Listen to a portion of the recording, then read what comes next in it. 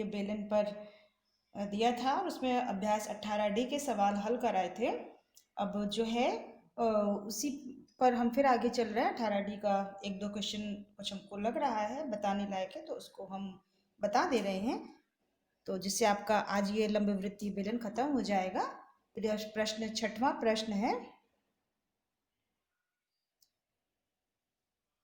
प्रश्न 6वां, एक सेकंड कुछ साफ नहीं आ रहा है। अब आया ना साहब? हाँ चलिए। हाँ, 6वां प्रश्न है कि एक 11 सेंटीमीटर व्यास वाले बेलनाकार बर्तन में कुछ पानी भरा है। एक चित्र बना लीजिए, चित्र से अच्छे से चीजें समझ में आती हैं। ठीक है, ये एक बेलनाकार बर्तन है जो आपके सवाल में कह रहा है, और इस बेलनाकार बर्तन में कुछ पानी भरा है। मान लीजिए इतना पानी पहले से ये भरा हुआ है। ठीक है, ये पानी भरा हुआ है और 11 सेंटीमीटर व्यास है। यहां से लेकर के यहां तक कितना है? 11 सेंटीमीटर व्यास है। तो त्रिज्या कितनी हो जाएगी इसकी? 11/2 सेंटीमीटर। ठीक है, कुछ पानी भरा हुआ है। कहाँ तक भरा है, कितनी ऊंचाई तक, ये नहीं पता है। ठीक है, फिर कह रहे हैं यदि 5.5 सेंटीमीटर भुजा का एक घनाकार ठोस पूरी तरह पानी में डुबो दिया जाता है। इसी पानी में एक घनाकार ठोस है। घनाकार है, घन का मतलब क्या होता है? जिसकी की लंबाई, चौड़ाई और ऊंचाई क्या हो? बराबर हो। ये घन है। ठीक है, इसको इस पानी में पूरी तरह से डुबो दिया जाता है और इस घन की लंबाई, चौड़ाई, ऊंचाई कितनी है? 5.5 सेंटीमीटर। घन की एक भुजा बराबर 5.5 सेंटीमीटर है। कह रहे हैं इसको अगर डुबो दिया जाता है तो बर्तन में पानी की सतह कितनी ऊपर उठ जाएगी? पहले से इतना पानी भरा हुआ था, यहाँ तक पानी भरा हुआ था। जब हमने इस घन को पूरी तरह से डुबो दिया तो पानी जो पहले इतना भरा हुआ है इससे कुछ ऊपर उठ जाएगा कि नहीं? अब ग्लास में पानी भरिए और उसके अंदर कुछ डुबो दीजिए तो क्या होता है? पानी ऊपर ऊपर उठाता है कि नहीं? तो उसी तरह से पानी मान लीजिए अब यहाँ तक ऊपर उठाया, यहाँ तक। पहले यहाँ तक पानी भरा हुआ था, यहाँ तक भरा हुआ था पूरा। जब हमने इस घन को डुबोया तो पानी की जो सतह है वो ऊपर उठाई, मान लीजिए इतनी उठाई। ठीक है, यहाँ तक, यहाँ से यहाँ तक इतनी ऊपर उठाई। ये पहले यहाँ तक थी, अब यहाँ तक उठाई है, इतनी उठाई है। तो कितनी ऊपर उठी, इसकी ऊंचाई हमको बतानी है। ठीक है, तो मान लेते हैं, माना उठे हुए पानी की ऊंचाई बराबर h सेंटीमीटर, यानी यहाँ से यहाँ तक की दूरी कितनी है? h centimetre. अब सवाल ये उठता है कि अगर हम किसी भरे हुए बर्तन में कुछ डुबोते हैं तो पानी कितना ऊपर उठना चाहिए? ये तो हमने मान लिया है, लेकिन कितना भाई? ये तो ऊंचाई में उठा है ना, टोटल यहाँ भी तो उठा है पानी, यहाँ से यहाँ तक ऊंचाई में उठा है और ये भाग भी तो इसका भरा है पानी से। तो ये भाग क्या है? इतने भाग में जो पानी है, ये पानी का जो भाग है, ये पानी इस बर्तन में जो इतना है, ये किस चीज को कहेंगे? क्या चीज है ये वाली चीज को, ये चीज क्या हो कहेंगे? भाई किसी भी बर्तन में या किसी भी सामग्री में जो पानी आता है, जो पानी जितना आता है वो क्या होता है? उसका आयतन होता है। किसी भी बर्तन में किसी भी स्थान पर उतना ही सामान आएगा जितना उसका आयतन होगा, उससे ज्यादा नहीं आएगा। तो अब ये पानी इतना ऊपर उठा हुआ है, तो ये जो पानी भरा है, ये इतने पानी का जो आयतन है, ये आयतन जो भाग जो हमने घन डुबोया है उस आयतन के बराबर होगा। ये चीज याद रखिएगा कि जब भी हम किसी भरे हुए बर्तन में कोई भी चीज डुबोते हैं तो जो पानी की सतह ऊपर उठती है वो कितनी उठेगी? वो हमेशा उतनी ही उठेगी जितना हम उसमें डुबो रहे हैं, उस चीज का जितना आयतन होगा उतना ही पानी ऊपर उठेगा। तो यहाँ पर हमें लिखना पड़ेगा ऊपर उठे हुए पानी का आयतन। भाई आयतन हमने इसलिए कहा क्योंकि ये पानी जगह घेर रहा है कि नहीं, लंबाई में ही है प्लस गहराई में भी है कि नहीं, इसलिए ये आयतन वाला हिस्सा हुआ। तो ऊपर उतना ही पानी उठेगा डुबोए गए घन का आयतन। यहाँ पे घन है इसलिए हमने घन लिखा है, या कोई और भी चीज डुबोई जाएगी तो उसको हम डुबोएंगे तो जितना उसका आयतन होगा डुबोई हुई चीज का उतना ही पानी ऊपर आएगा, और ऊपर हुए आए हुए पानी का आयतन उस आयतन के बराबर, यानी इस घन के आयतन के बराबर इतना भाग का पानी का आयतन होगा। जितना इस घन का आयतन होगा, इसको हमने पानी में डुबो दिया है तो पानी उतना ही ऊपर उठेगा जितना कि इस घन का आयतन होगा। अब चूंकि ये जो पानी ऊपर उठा है ये किस आकार में उठा है, बेलनाकार में, तो यहाँ बेलन का आयतन लगेगा, ऊपर उठे हुए पानी का आयतन।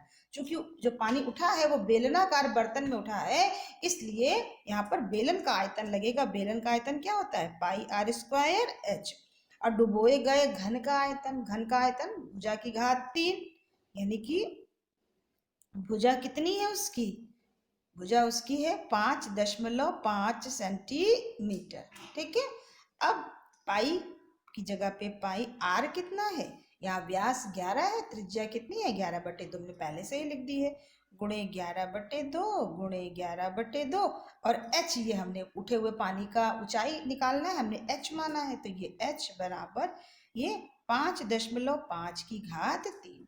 अब एच का मान निकालना है हमको, आप ऐसे तिर्यक गुणा कर दीजिए, इधर का गुणा इधर, इधर का गुणा इधर।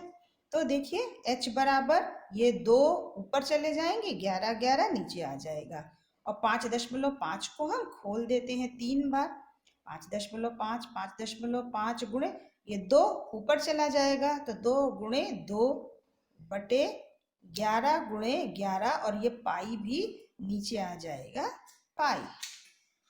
ठीक है, तो h बराबर 5.5 गुणे 5.5 गुणे 5.5 गुणे 2 दूनी 4 बटे 11 गुणे 11 गुणे ये 22 और 7 ऊपर चला गया। ठीक है, अब इसको काटना है, काटने से पहले दशमलव हटा लीजिए तो ज़्यादा अच्छा होगा। अब दशमलव के बाद एक अंक यहाँ है, एक अंक यहाँ, एक अंक यहाँ, 3 जीरो बढ़ेगा तो हम इसमें बढ़ा देते हैं, 1 2 3 जीरो बढ़ा दिया तो ये सारे दशमलव आपके हट गए। अब आप काट दीजिए, 11 एकम 11, 11 पचे 55, 11 एकम 11, 11 पचे 55, 11 दूनी 22, 0 0 0, 11 पचे 55, कट गया। अब फिर से काट दीजिए, 5 एकम 5, 5 चौके 20, 0 0, फिर 5 से काट दीजिए, 5 अट्ठे 40, 0, फिर 5 से काट दीजिए, 5 एकम 5, 5 छंग 30, 4 से काट दीजिए, 4 एकम 4, 4 चौक 16, यानी 7/4, 4 से इसको भाग दीजिए, 4 एकम 4, 4 सत्ते 28, 4 पंजे 20, यानी कि h बराबर कितना निकला, 1.75 सेंटीमीटर, यानी जो ऊपर उठा हुआ पानी है वो 1.7 सेंटीमीटर ऊंचा उठा हुआ है। ठीक है, ये छठा सवाल था। सातवां सवाल, अब सातवां आठवां नंबर बहुत इजी है। एक 17 सेंटीमीटर लंबे और 7 सेंटीमीटर चौड़े आयत को, एक आयत है इस तरह से, इस तरह से ये आयत है जो कि 17 सेंटीमीटर लंबा है और 7 सेंटीमीटर चौड़ा है। ठीक है, चौड़ा है, हाँ, चौड़ाई के परितः घुमाने पर बने बेलन का आयतन और वक्र पृष्ठ ज्ञात कीजिए। ये इस तरह से एक कागज है आयताकार जो 17 सेंटीमीटर लंबा है और 7 सेंटीमीटर चौड़ा, चौड़ाई की तरफ से इसको मोड़ा जा रहा है, चौड़ाई की तरफ से इसको मोड़ा जा रहा है। ये देखिए जैसे ये कागज है, ठीक है, ये 17 सेंटीमीटर लंबा है और ये 7 सेंटीमीटर चौड़ा है, तो चौड़ाई के परितः घुमाया गया है, ये देखिए ऐसे चौड़ाई के परितः, ठीक है, ये घुमाया गया है। अगर लंबाई की तरफ से कहता तो हम इधर से इधर से ऐसे मोड़ते तो ये बेलन बन जाता हमारा, ऐसे मोड़ करके हम अगर बनाते तो। लेकिन चौड़ाई की तरह कहा है तो ये चौड़ाई की परिधि हमने ये घुमा करके देखिए इस तरह से ये बेलन बना दिया है। ठीक, अब देखिए ये चौड़ाई के परिधि घुमा हुआ है तो इसकी ऊंचाई कितनी हो गई? ये आपका कागज था 7 सेंटीमीटर चौड़ा था, 17 सेंटीमीटर लंबा था। तो इसको जब हमने घुमा के ये बेलन बनाया तो बेलन अब बनने के बाद यही तो इसकी ऊंचाई हो गई। तो ये ऊंचाई कितनी हो गई इसकी? जितनी इसकी चौड़ाई है। तो कितनी हो जाएगी? 7 सेंटीमीटर। बेलन की ऊंचाई बराबर 7 सेंटीमीटर। ठीक है, अब देखिए ये लंबाई इसकी 17 सेंटीमीटर थी। इसको जब हमने घुमा करके इस तरह से बना दिया बेलन तो ये क्या हो गया इसका? ये कितना है? ये देखिए खोल दिया तो ये टोटल 17 सेंटीमीटर। इसको जब हमने घुमा दिया तो बेलन बन गया। तो ये चीज क्या हो गई पूरी? इसकी परिधि हुई कि नहीं? और परिधि कितनी है? 17 सेंटीमीटर तो है, देखो ना। इसी 17 को तो घुमा करके ये बनाया जा रहा है ना। तो ये चीज क्या है? मेरी परिधि। और ये परिधि किसके बराबर है? 17 सेंटीमीटर के बराबर है। तो बेलन की परिधि अब चूंकि बेलन की परिधि बेलन की परिधि नहीं, सॉरी, बेलन के आधार की परिधि, बेलन के आधार की परिधि बराबर, चूंकि आधार वृत्ताकार होता है तो उसकी परिधि 2πr बराबर कितनी हो गई? 17 सेंटीमीटर। अब इसमें पूछा हुआ है बेलन का आयतन और वक्र पृष्ठ। तो वक्र पृष्ठ क्या होता है बेलन का? बेलन का वक्र पृष्ठ होता है 2πr/h वर्ग सेंटीमीटर। तो 2πr बराबर कितना दिया है? 17, और ऊंचाई कितनी है? 7 वर्ग सेंटीमीटर। तो इसको गुणा कर दीजिए, कितना हो जाएगा? 7 सत्ते 49, 7 एकम 7, 7 सत्ते 119 वर्ग सेंटीमीटर हो गई। अब इसका आयतन पूछा है तो आयतन बराबर क्या होता है?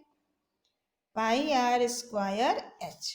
ठीक है, अब हमें r नहीं पता, हमें 2πr पता था, हमें r नहीं पता है तो कैसे निकालेंगे? देखिए भाई यहाँ से कि देखिए 2πr बराबर कितना दिया हुआ है? 17। तो यहाँ से r का मान निकाल लीजिए, 17/2π, 17/2π। अब आइए इधर, तो r बराबर 17/2 गुणे π/22/7। इस तरह से r बराबर ये 17 सत्ते 119/22 दूनी 44।